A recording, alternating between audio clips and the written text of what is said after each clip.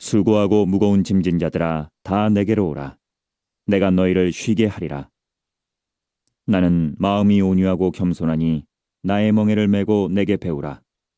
그리하면 너희 마음이 쉼을 얻으리니 이는 내 멍에는 쉽고 내 짐은 가벼움이라 하시니라. 두세 사람이 모인 곳에 함께 한다고 약속하시고 이 가운데 우리 가운데 임재하시는 예수님을 찬양합니다. 예수님의 은혜와 진리가 여러분의 심령 속에 충만하실 수 있기를 바랍니다. 저는 오늘 짐을 쉽게 지는 새해, 짐을 쉽게 지는 새해라는 제목으로 하나님의 말씀을 전하도록 하겠습니다. 우리 모두는 짐을 지고 있습니다. 문제는 세월이 흐를수록 그 짐이 점점 무거워져 간다는 겁니다. 우리 모두는 수고하면서 살아갑니다. 근데 문제는 그 무거운 짐을 지고 수고하고 있으나 그 수고가 계속 지속된다는 것이고 참 고되다는 것입니다. 이처럼 사람은 점점 무거워져가는 짐을 지고 있고 무거운 짐을 지고 수고함으로 지쳐갑니다. 이것이 우리를 슬프게 하죠. 그래서 세월이 흐를수록 우리는 점점 새해를 맞는 우리의 감동이 식어지기 시작하고 새해를 시작하면서 새해에 대한 희망과 소망이 점점 작아져가는 것을 경험하게 됩니다. 그러나 더 슬픈 것은 우리가 수고하나 그 수고가 끝이 없고 그 수고는 우리가 죽을 때 끝난다는 것입니다. 우리의 관심은 오직 결코 벗을 수 없는 그 무거운 짐을 벗는 데에만 집중한다는 것입니다. 그래서 우리는 계속해서 지쳐가죠. 계속해서 곤고해 갑니다. 그래서 우리는 나 자신에게, 사랑하는 가족에게, 그리고 정말로 금보다도 귀한 성도들에게조차 따뜻한 미소, 믿음의 말 한마디 던져주지 못하는 그러한 초라한 인생으로 작아져 갑니다. 그렇기 때문에 송구 영신 예배 시간에 전능자의 손을 붙들라고 말씀을 드렸습니다.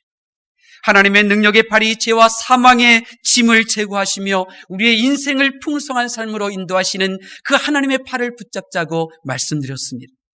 하나님의 강한 손이 지쳐 쓰러진 여러분을 일으키시고 보호해 주시기에 그분의 손을 붙잡으며 높이 들리신 하나님의 오른손에 우리가 붙잡힌 바 될 때 하나님의 형상으로 지음받은 고귀한 하나님의 자녀다운 삶을 살아갈 수 있기에 하나님의 오른손에 붙잡자고 그렇게 말씀을 드렸습니다. 올 한 해 전능하신 하나님의 팔을 붙잡으시고 그리고 능력의 오른손을 여러분의 것으로 삼으실 수 있기를 바랍니다. 그럼에도 불구하고 저와 여러분은 짐을 지고 수고해야 합니다. 왜냐하면 우리는 아직 영광스러운 하나님의 형상으로 회복되지 못했기 때문입니다. 영광스러운 천국에 이르기까지는 믿음으로 구원받았으나 이 세상에서 내가 져야 할 짐이 있고 수고해야 할 그 일들이 있습니다. 부모님의 이름으로 또 한 나라의 백성으로 말이죠. 그렇습니다. 영광이 가득한 하나님의 보좌 앞에 이르러서야 비로소 내가 내려놓아야 할 이 세상의 무거운 짐을 우리 모두는 지고 있습니다. 이 짐은 세상에 태어났으면 누구든지 져야 할 무거운 짐이며 이 수고는 믿음과는 상관없이 수고해야 하는 것입니다. 그런데 사랑이 많으신 하나님께서는 구원받은 저와 여러분이 이 무거운 짐과 수고를 좀 더 쉽게 해내갈 수 있는 방법을 오늘 알려주십니다.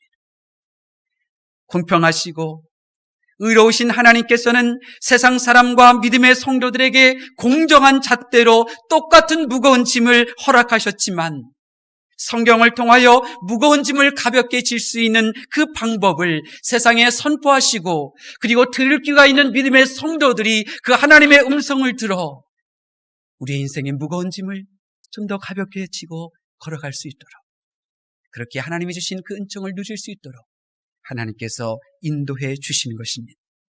오늘 본문에 보면 예수님께서는 우리의 무거운 짐을 쉽게 지는 방법에 대하여 말씀하고 계십니다. 무거운 짐을 쉽게 지는 방법은 무거운 짐을 가벼운 짐으로 바꾸어서 매는 것이 아닙니다. 예수님께서 나의 무거운 짐을 99% 감당해 주시고 나는 나머지 1%의 짐을 지고 가는 것도 아닙니다.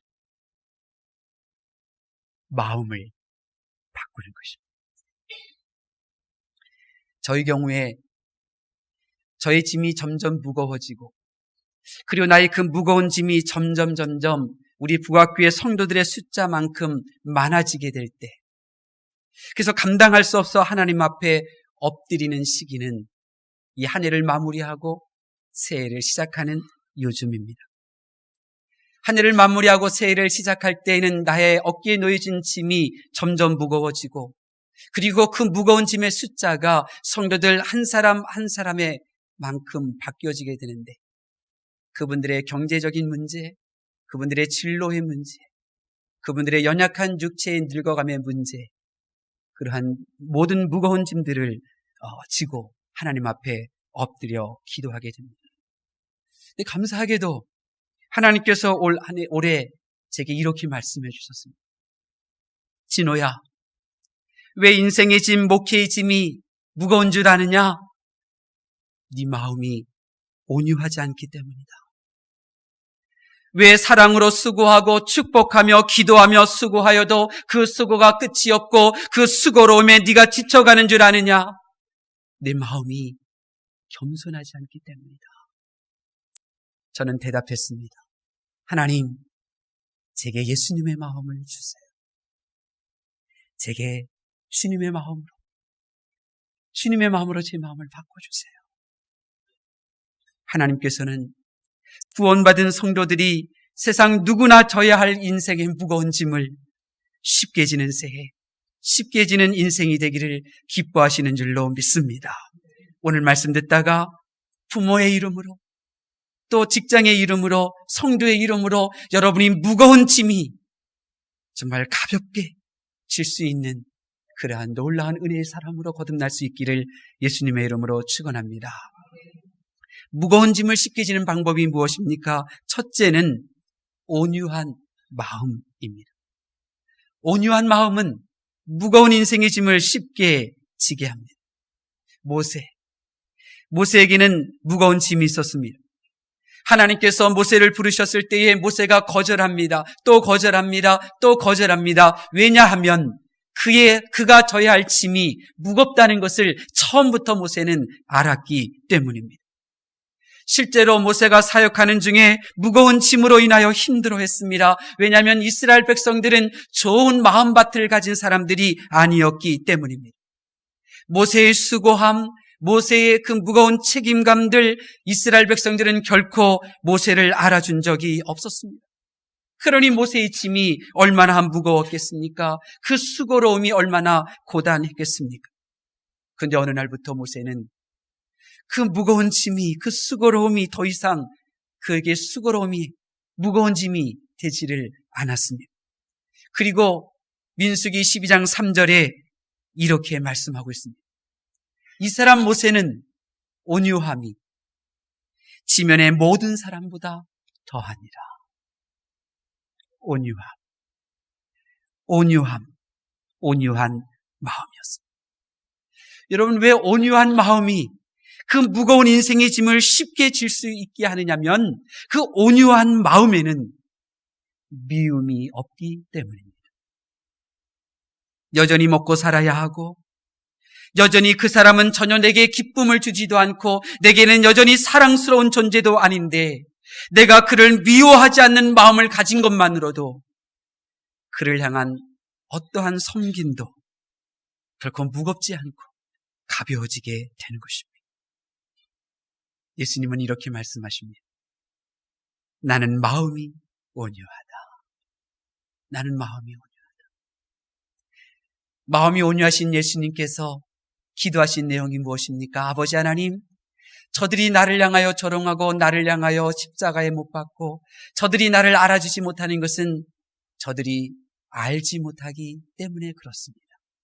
몰라서 그런 겁니다. 예수님의 기도 속에는 미움이라고는 눈꽃만큼도 찾아볼 수가 없었다는 거죠.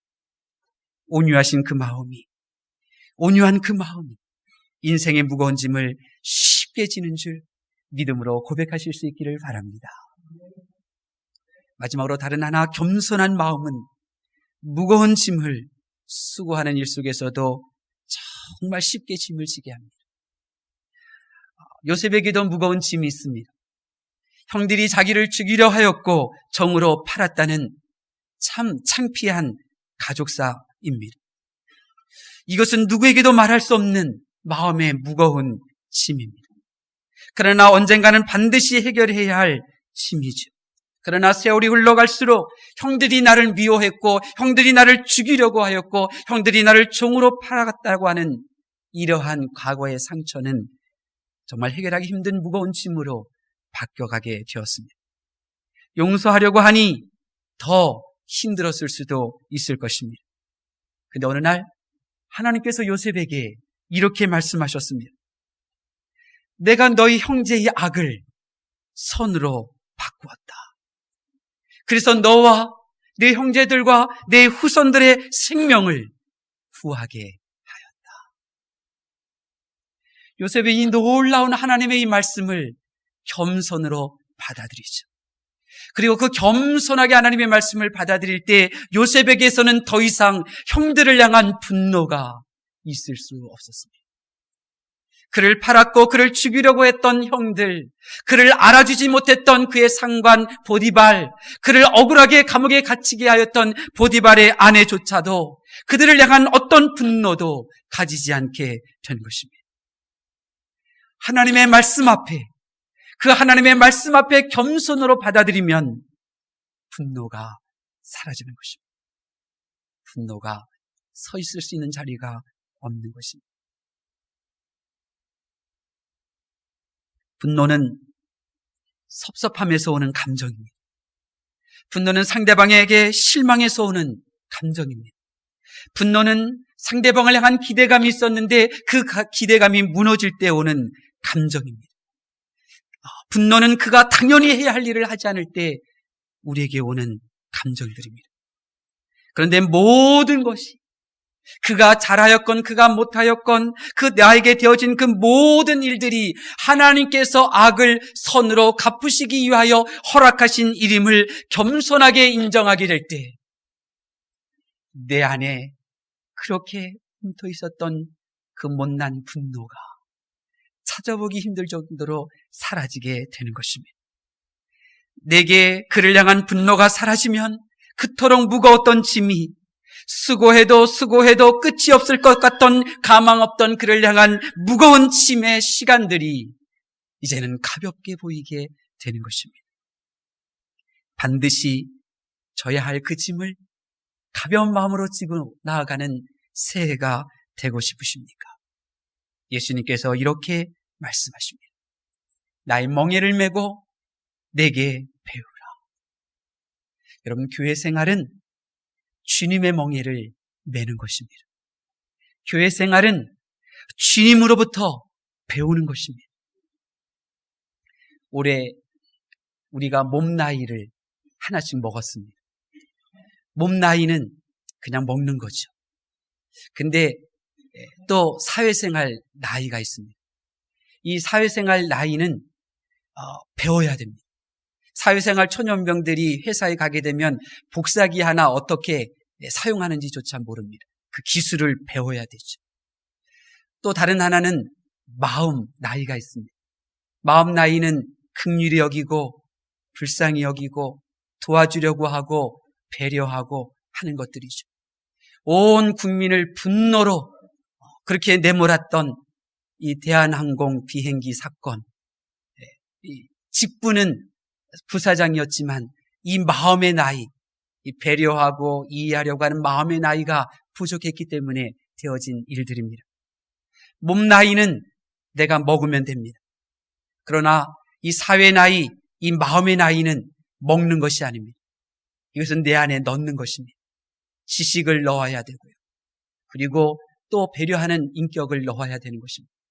오늘 본문에 예수님께서 나의 멍에를 메고 내게 배우라 말씀하고 계십니다.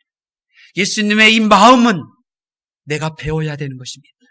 예수님의 이 마음은 예수님이 지신 그 멍에를 내가 져야 가능한 것입니다. 이것이 바로 믿음이요. 이 믿음으로 여러분이 하나님의 말씀을 경청하게 될 때 우리는 예수님의 마음을 내 마음으로 품을 수가 있게 되는 것입니다. 2015년도 교회 표어가 정해졌습니다. 가족사랑, 이웃사랑, 교회사랑을 실천하는 교회입니다. 여러분, 나 자신을 한번 가만히 생각해 보면 사랑은 많이 받았으나 저는 사랑할 줄 모릅니다. 사랑은 무엇인지 알고는 있으나 사랑을 보여주기에는 너무나 서툽니다.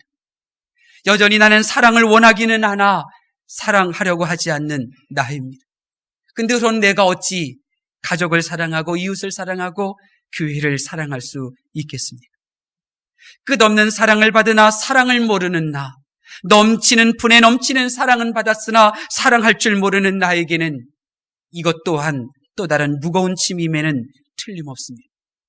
물론 교회 일을 외면하고 교회에 대하여 아무런 관심도 없는 신앙이라면 상관없지만 그래도 2015년도 교회 표어를 나의 목표로 삼고 살려고 한다면 이것이 정말 무거운 짐이라는 사실을 깨닫게 될 것입니다. 그렇다면 어떻게 할까요? 방법은 하나입니다. 주님의 온유함과 주님의 겸손한 마음을 내가 회복하는 것입니다. 이번 송구영신 예배 드릴 때 하나님께서 제게 특별한 은혜를 허락해 주셨습니다. 송구영신 예배를 마무리하는 시간에 정태선 목사님이 이런 말씀을 하셨습니다. 목회 30주년 되는 올 해가 가기 전에 교회를 위해 선물을 하고 싶었는데 정말 하고 싶은 것은 엘리베이터를 설치하는 것이지만 여건이 안 돼서 망설였는데 감사하게도 하나님께서 기회를 주셔서 현관 로비문을 자동문으로 교체할 수 있게 되었다는 것입니다. 600만 원이 넘는 그 공사를 500만 원 가까이 해서 마무리하게 되었는데 이것을 30주년 기념으로 드릴 수 있어 기뻤다고 말씀하셨고 온 성도들도 목사님의 말씀을 들으며 그 선물에 기뻐했었습니다. 그런데 정태선 목사님이 내가 목회 30주년 되는 해에 라고 하는 말씀을 하실 때 저는 속으로 아차 싶었고 참 죄송했습니다. 지금까지 교회 30주년을 이야기하였지만 성목회 30주년에 대해서는 이야기한 적이 없습니다. 지금까지 30주년 기념 헌당 예배 드린 것을 감사했지 30년 동안 우리를 돌봐주신 그 목회에 대하여 고마움을 표현한 적이 없습니다. 어제도 정 목사님이 성도님들 몇 분 초대하셔서 식사하셨습니다. 제가 최근에 여러 차례 모시고 이렇게 식사 대접하고 싶었는데도 거절하시더니만 목사님은 성도님들을 초청하신 겁니다. 생각했습니다. 그러고 보면 지난 30년 정태선 목사님의 인생에 있어서 식구들과 함께 보낸 시간은 1년도 채 되지 않겠구나. 교회와 북악 성도들을 그분의 인생에서 떼어낸다면 그분의 지난 30년 중에 29년은 하얀 백지겠구나. 이런 분을 몰라보다니 죄송하다. 그렇게 생각했습니다. 아니 죄송을 넘어 제 교만을 회개하기까지 하였습니다. 정태선 목사님의 목회를 깔본 것은 아니지만 어떻게 이럴 수 있을까? 30년 전에 목회하신 분들 가운데 건축하신 목사님들이 이 한국 땅에 몇 분이나 될까요? 정 목사님보다 더 잘나고 더 똑똑하고 은사가 있는 분들이 30년 전에 목회하였는데 지금 와서 어떤 목회를 하고 있을까요? 그분들 가운데는 교회 문을 닫은 분들도 있음을 나는 알고 있는데 성목회 30주년에 대한 아무런 감사 예배도 감사 모임도 가지지 않고 아니 우리를 돌봐주셔서 정말 고맙습니다. 고마움을 표현하지 못한 내가 얼마나 큰 교만한가. 저는 짧은 시간에 회개의 기도를 드렸어요. 그리고 저는 보았어요. 정태선 목사님이 그렇게 선물을 했다는 사실이 얼마나 기쁘고 행복해하는지 그 얼굴을 보았어요. 그리고 하나님께서 제 기도를 열어주셨어요. 그리고 하나님 앞에 이런 기도를 드렸어요. 하나님, 세상에서 기억하지 않고 심지어 성도들조차 알아주지 않아도 성목회 30주년을 허락하신 하나님이 너무너무나 감사하여 교회와 성도들을 위하여 섬기는 이 정태선 목사님에게 주신 이 주님의 마음을 제게도 주시옵소서. 주님의 마음을 제게 주시지 않으면 저는 목회를 해서도 안 되고 목회를 할 수도 없습니다. 고백했어요. 그리고 그날 밤, 아니 신년의 새해 아침에 하나님께서는 제게 내 마음을 주님의 마음으로 변화시키고자 하는 소망의 불빛을 내 심령 속에 켜주셨죠. 하나님의 말씀을 경청하는 성도 여러분, 여러분에게 묻겠습니다. 여러분의 마음은 주님의 마음과 같은 마음이십니까? 여러분은 주님의 마음으로 살고 계십니까? 여러분은 주님의 마음으로 변화시키기 위하여 부단히 주님 앞에 와서 주님의 멍에를 쥐고 있으며 주님께 배우고 계십니까? 바울 사도는 고백합니다. 내가 그리스도를 아는 지식으로 내 안에 채운다. 나는 계속해서 그리스도를 아는 지식으로 채운다. 그리고 그가 이렇게 고백합니다. 봐라, 나는 예수의 흔적을 지녔다. 우리의 모든 문제는 예수님의 마음 없는 바리새인처럼 교회 생활하는 것입니다. 우리의 모든 문제는 내 안에 나를 변화시키는 예수님을 보여드리는 삶이 아니라 예수님 없는 나의 잘난 생각과 잘난 열정과 잘난 마음을 보여주려고 하는 것입니다. 내가 겪는 시험들, 상처들은 예수님 앞으로 와서 예수님의 마음을 배우려 하지 않기 때문에 생기는 것들인 것입니다. 우리가 시작하는 변화가 아니라 하나님께서 시작하는 변화는 내 마음이 주님의 마음을 배워가는 것입니다. 우리가 원하는 변화가 아니라 하나님께서 기뻐하시는 우리 부학교를 향한 변화는 주님의 마음과 같은 마음으로 살기로 결단하는 것입니다. 이혜인님의 시를 낭송해 드리겠습니다. 눈부시게 아름다운 흰 종이에 손을 베었다. 종이가 나의 손을 살짝 스쳐간 것뿐이었는데도 피가 나더니 쓰라리다니. 나는 이제 가벼운 종이도 조심조심 무겁게 다루어야지 다짐해본다. 세상에 그 무엇도 실상 가벼운 것은 없다고 생각하고 또 생각하면서 내가 생각 없이 내뱉은 가벼운 말들이 남에게 피를 흘리게 한 일은 없었는지 반성하고 또 반성하면서. 그렇습니다. 우리는 종이가 손을 베이게 하듯이 주님이 없는 내 마음이 남에게 상처를 주는 말을 합니다. 아니, 주님의 마음과 다른 내 마음이 나에게 아픔을 주고 또 다른 이에게 상처를 주는 것입니다. 그렇습니다. 내가 상처를 받는 이유는 그 사람이 잘못했기 때문이 아니라 주님과 다른 내 마음이기 때문에 그런 것입니다. 주님과 다른 내 마음이기에 끊임없이 상처를 주고 있고 주님과 다른 마음이기에 끊임없이 그 사람 때문에 상처를 받았노라고 말하고 있습니다. 주님이 없는 마음, 예수님의 마음과 다른 마음은 무거운 짐을 무겁게 지고 있기 때문에 이스라엘 백성들이 모세를 원망하듯이 다른 사람 탓으로 돌릴 수밖에 없습니다. 예수님의 마음과 다른 마음은 자기가 수고하고 또 수고해야 한다고 생각하기 때문에 수없이 상처를 주고받게 됩니다. 언제까지 주님 없는 마음으로 상처를 주며 사시겠습니까? 언제까지 주님과 다른 마음으로 상처를 받았다고 말하며 살 것입니까? 이제 예수님의 마음을 품고 살아가는 변화를 신년 첫 주부터 시작하실 수 있기를 바랍니다. 하나님께 예수님의 마음을 구하는 그 순간부터 진정한 변화가 일어나게 되는 것입니다. 주님의 겸손과 온유한 마음을 얻기 위하여 이제 매일 새벽마다 기도하십시오. 하나님, 내 안에 분노가 있어요. 내 안에 분노를 제거해 주세요. 하나님, 내 안에 미움이 있네요. 내 안에 미움을 가지고 주님께 예배드리네요. 이 미움을 제거해 주세요. 내게 온유함을, 내게 겸손함을 허락해 주세요. 내 마음을 온유함과 겸손의 마음으로 바꾸는 변화야말로 진정한 변화이며 위대한 변화의 시작인 줄로 믿습니다. 우리 찬송가 455장 함께 주님의 마음을 사모하며 찬양하겠습니다. 455장 주님의 마음을 본받는 자, 그 마음의 평강이 찾아오면 주님의 마음을 주옵소서.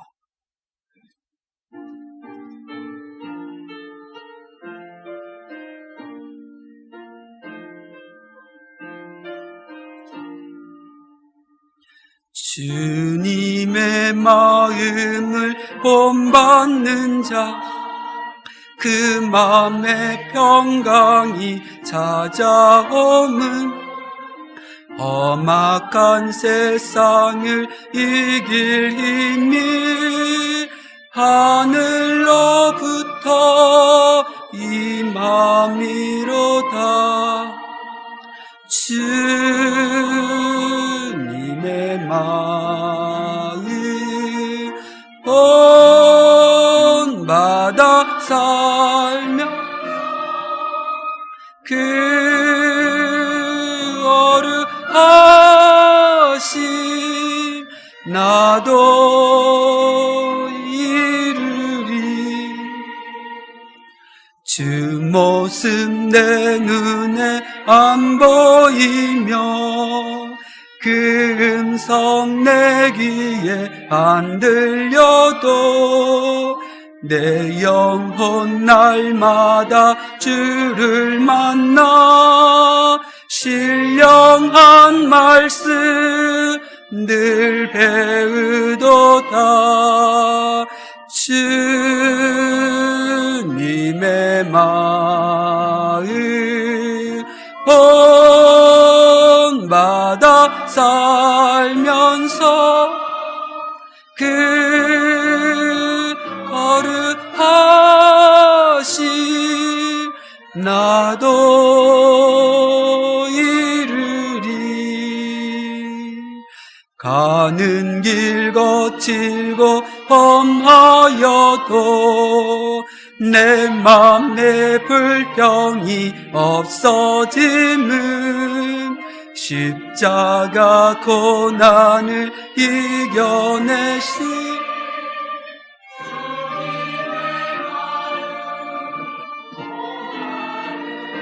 아멘. 주님의 마음 본받아 살면서 그 거룩하심 나도 이루리.